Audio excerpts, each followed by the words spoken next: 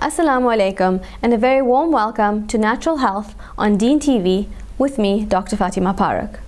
Join us here each week on Natural Health so that we're able to familiarize you, our viewers, with the expanding world of alternative and preventative health by introducing you to a diversity of different therapies and practitioners, as well as health-related topics from a natural health point of view. I look forward to bringing you up-to-date and interesting health-related shows that enable you to make informed choices about your health and keep you abreast of the many natural health therapies that are currently available here in South Africa, their individual benefits, and how they can be used effectively for specific health-related issues. Join us today in studio, where we're fortunate to have with us Dr. Farzana Mutala, who graduated at the University of Technology in 2009 and currently practices in Durban, Stanger, as well as Pretoria, and lectures anatomy at the UKZN's medical school. Welcome, Dr. Mutala. Thank you for joining us here today. Joining us today in studio, we have Dr. Farzana Mutala. She studied at the Durban's University of Technology and qualified in 2009. She currently runs successful practices here in Durban, Pretoria, as well as Stanger, and also lectures at the UKZN's medical school.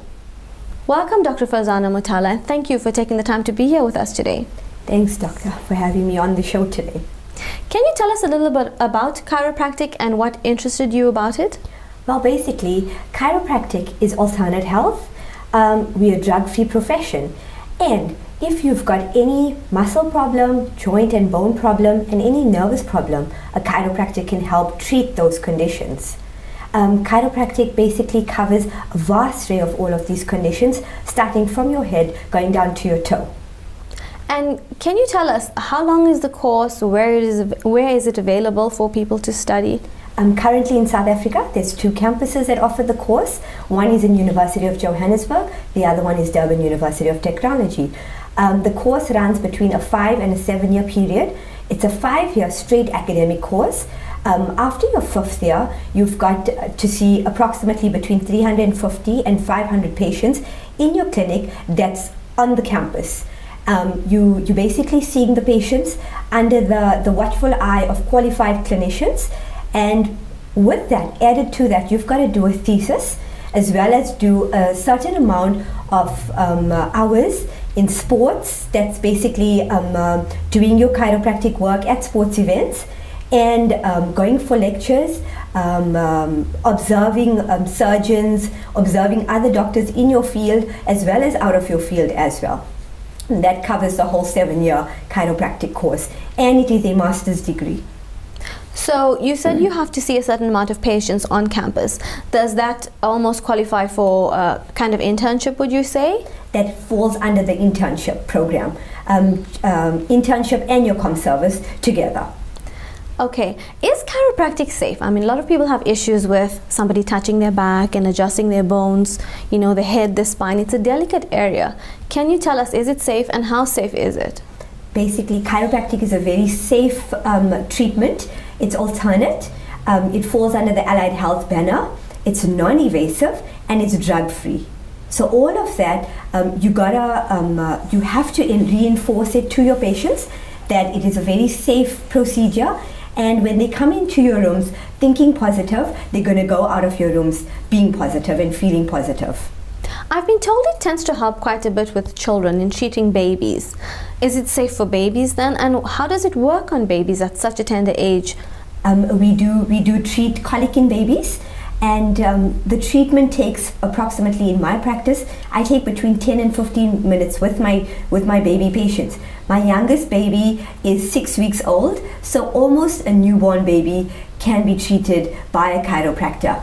The pressure that we use is basically just as you touching a tomato to feel if it's ripe or not.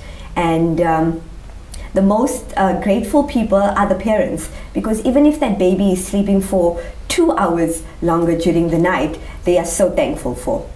So you're saying it's actually not very invasive? It's not invasive at all. Okay, it's quite gentle even for babies. That's right. So tell us, what actually goes on in the consultation and what kind of manipulation or adjustments do you do?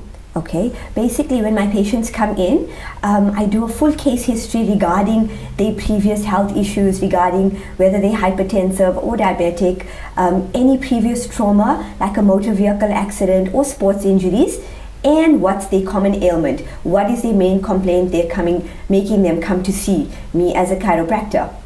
We treat anything from neck aches to your lower back aches, your headaches, especially your migraines, any joint pain, like your elbow, your wrist, your knee, your hips, just those ones, your common ones. And when my patient wants to be helped with regards to the pain, I would ask them if they're afraid of needles. We do dry needling for the muscle tension to relieve that. We do spinal manipulative therapy. That's a quick adjustment that's endorsed by your chiropractors. That's the difference between a chiropractor and a physiotherapist. We can diagnose a patient. We do hot and cold therapy, and I use a lot of electromodalities as well.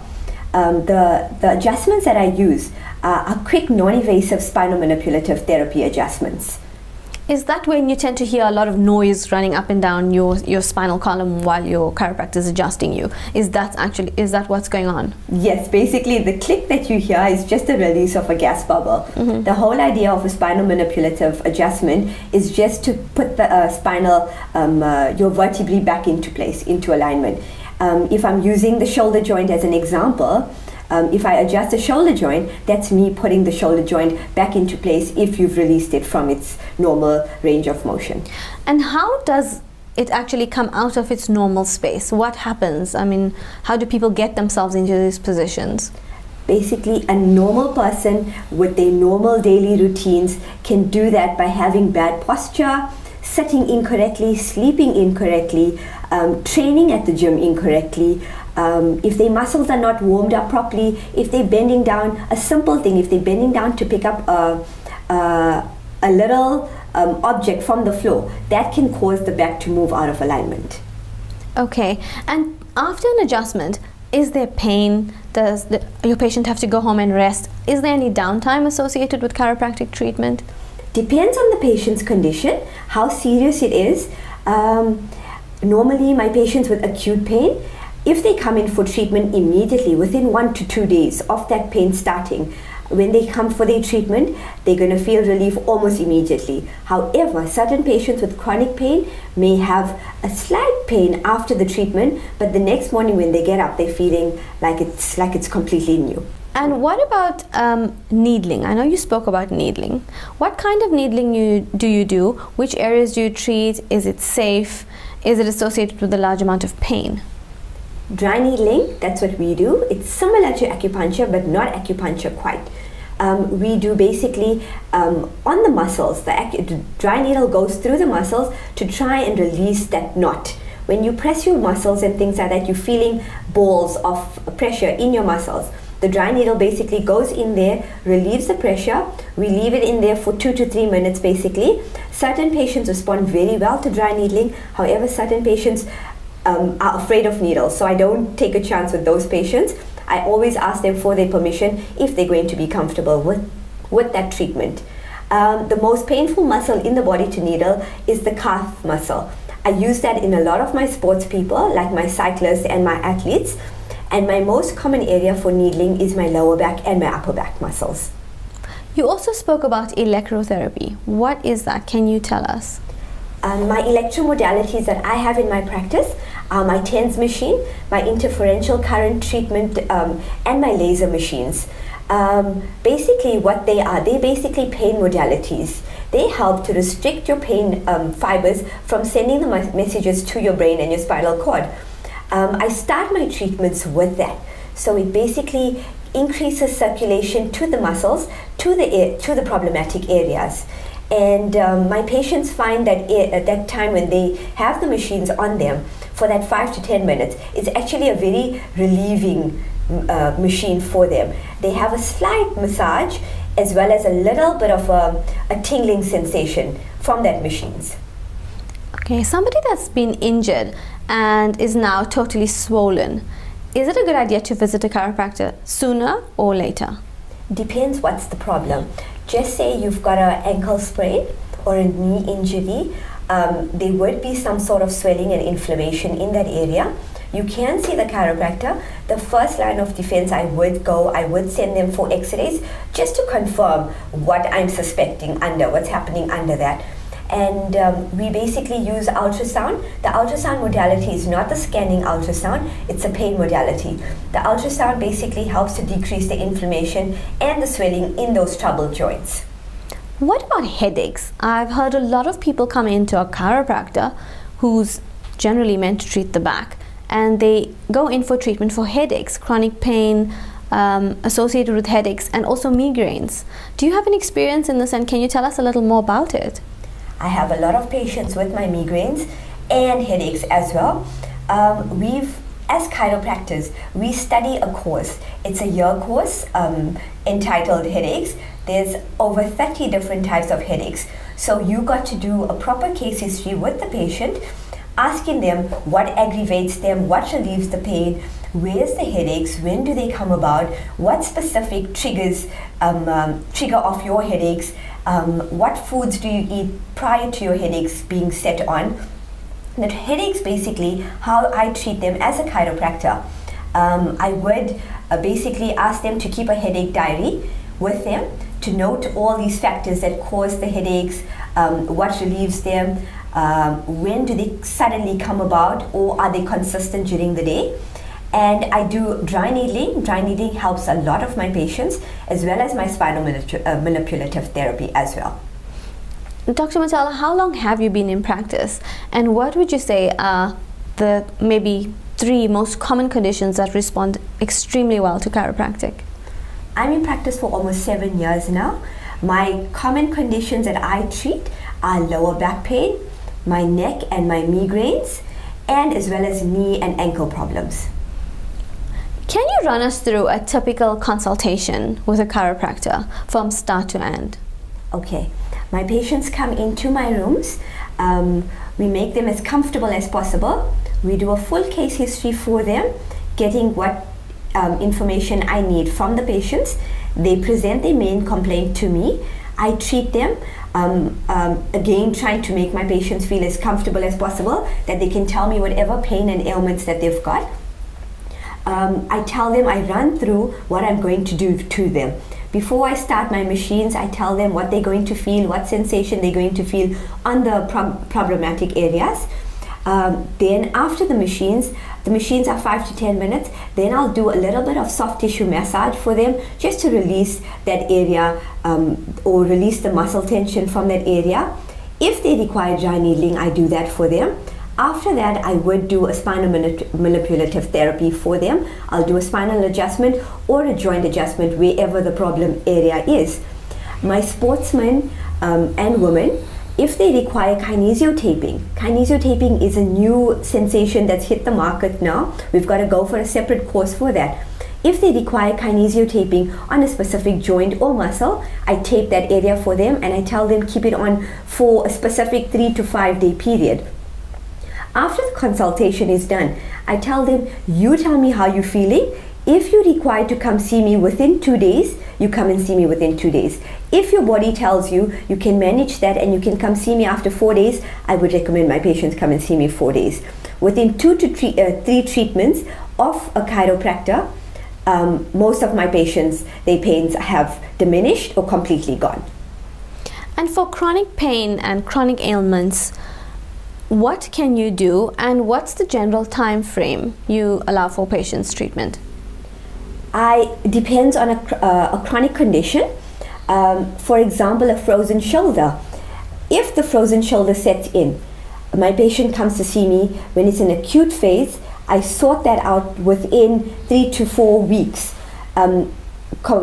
depending on patient compliance. However, if the patient has left that condition and it's turned into a chronic condition, that can take longer, because we got to start from step 1. We got to get the patient coming back to see you at a regular interval, and we want to see them more to sort out the condition quicker and faster. So it all depends on the patient compliance to get the health in order as soon as possible. What about other things like patients that have pain that's related to some other physiological condition? For example, lower back pain from chronic urinary tract infections.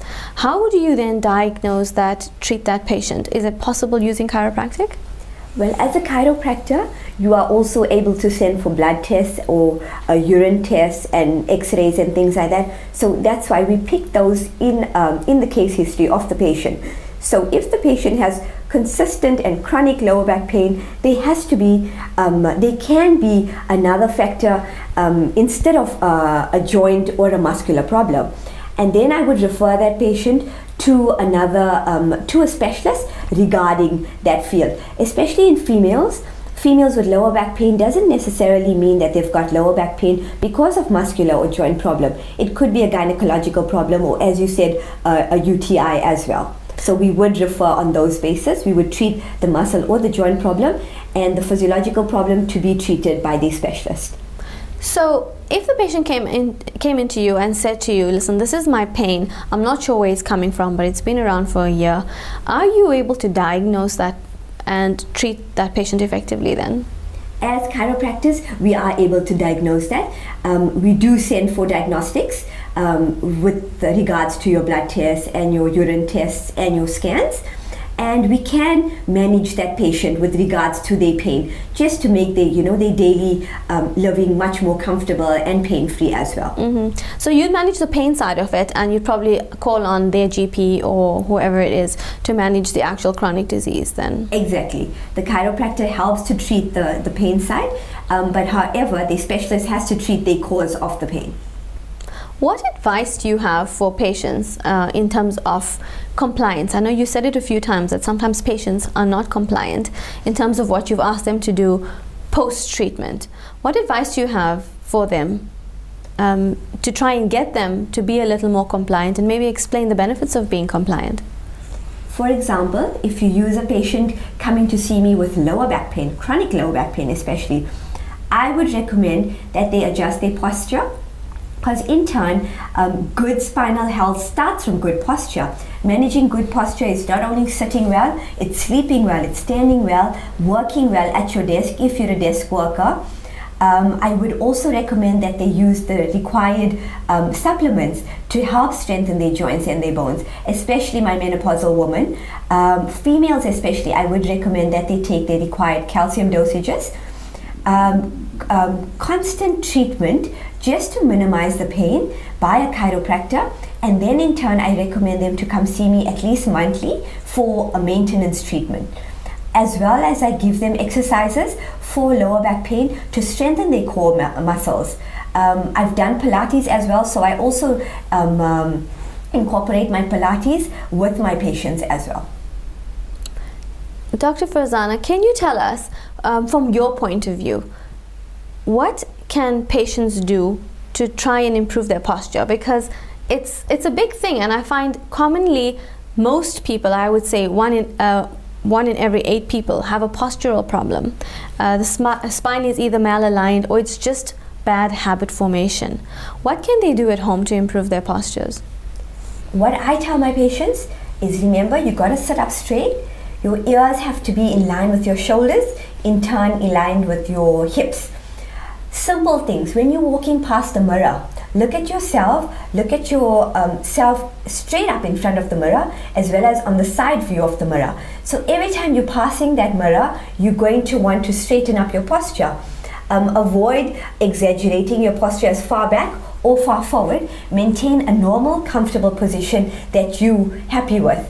When you're sleeping, sleep on your side, put a pillow in between your knees. By doing this, you're restricting or preventing any pressure being put on your spine as well. Students at school and things like that, I maintain that they study at the table and not on the bed. That's a very good thing you brought up.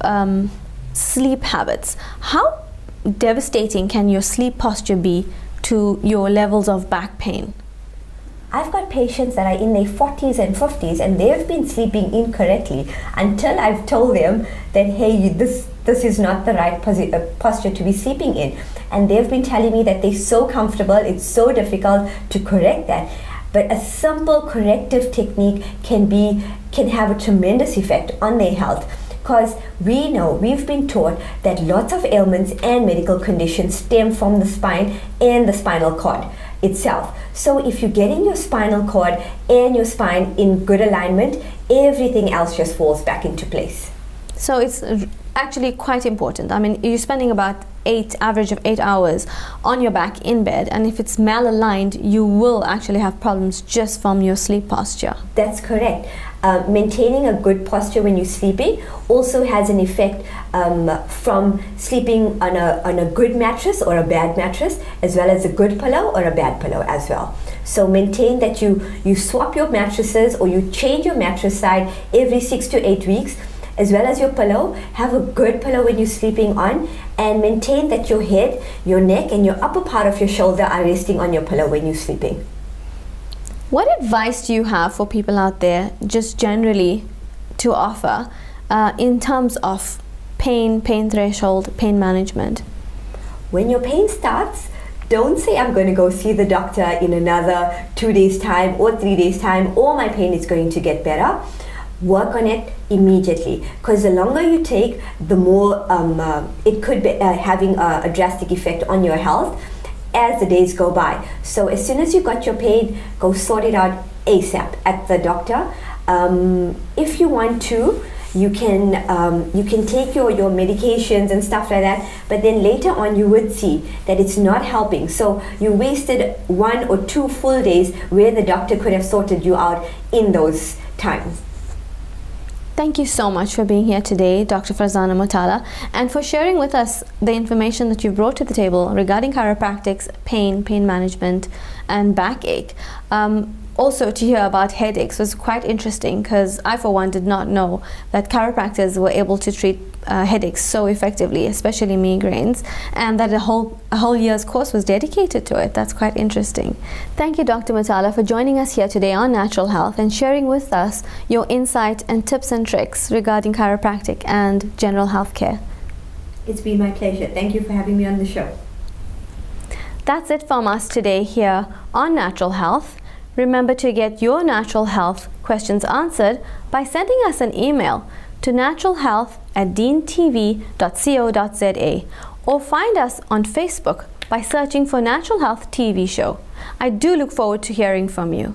That's it from us today. See you next week for more on Natural Health with me, Dr. Fatima Paruk. Until then, stay well.